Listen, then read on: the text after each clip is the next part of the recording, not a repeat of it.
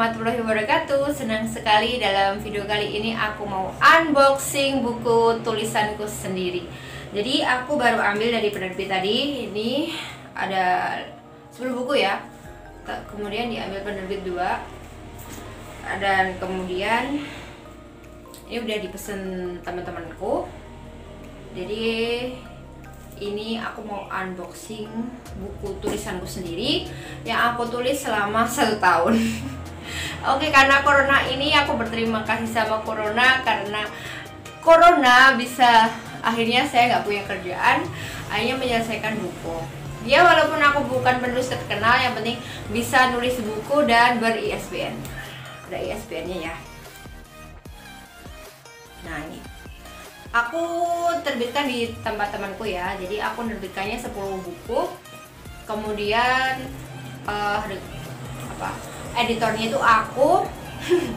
Terus kemudian editornya aku, yang nulis aku, terus yang layoutnya temanku ya. Terus sama ini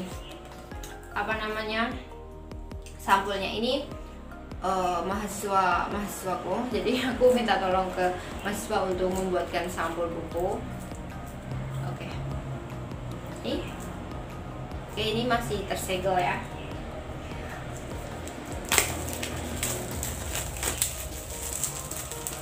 Oke. Ini buku ketiga aku ya. Buku pertama itu tentang nelayan. Buku pertama tentang pelabuhan. Buku pertama tentang sejarah. Kemudian buku 2 tentang nelayan. Dan buku 3 tentang sejarah Islam. Sebenarnya semuanya sejarah, tapi beda-beda temanya. Oke teman-teman, oke, yang pengen beli bisa ke aku, bisa inbox atau bisa ke Instagram aku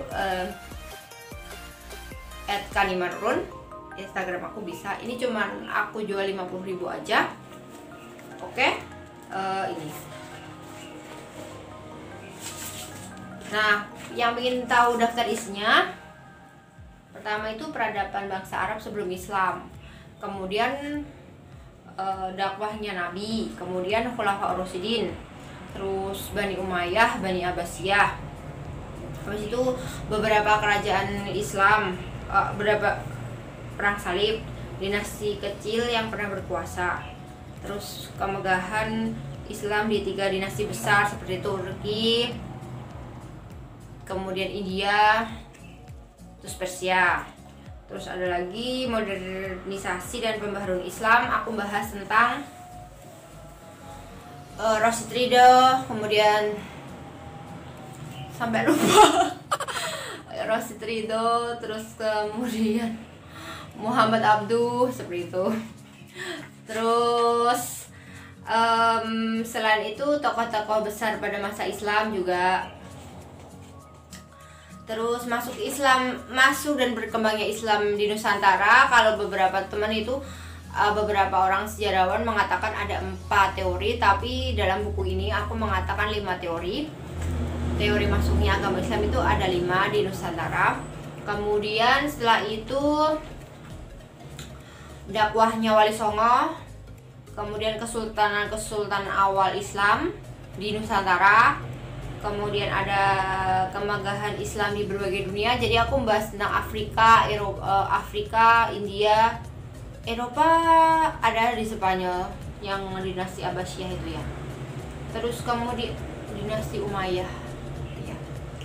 Terus kemudian sumbangan tokoh muslim. Jadi banyak sekali pengetahuan di dunia itu berasal dari tokoh-tokoh muslim, yang beberapa orang muslim aja nggak tahu kalau itu yang mempelopori tokoh-tokoh muslim. Jadi barat itu sudah merebut semuanya. Jadi tokoh-tokoh muslim di dunia itu, karena mereka muslim, kayak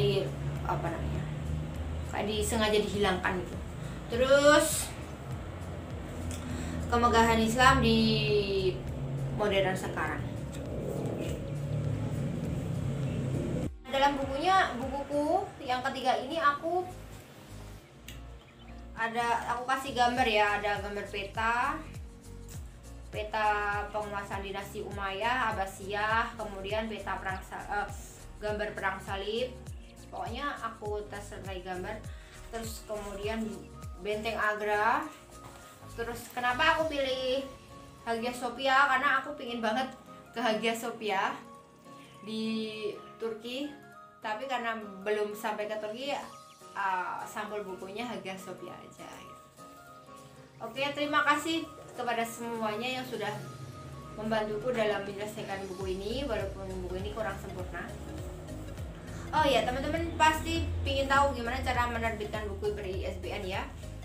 Ini ISBN, jadi ini terdapat di katalog Perpustakaan Nasional, dan buku ini juga sudah ada di Perpustakaan Nasional. Gimana caranya?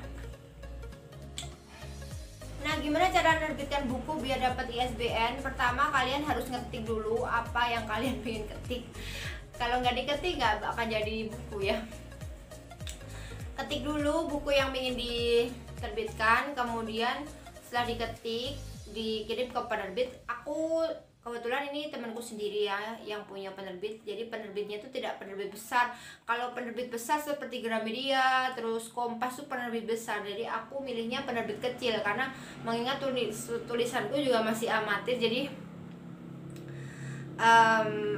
aku menerbitkannya di penerbit kecil gitu, dan belum tentu penerbit besar mau menerima tulisanku kan. Nah, setelah dari tulisanku, draftku itu selesai, akhirnya aku kirim ke penerbit itu.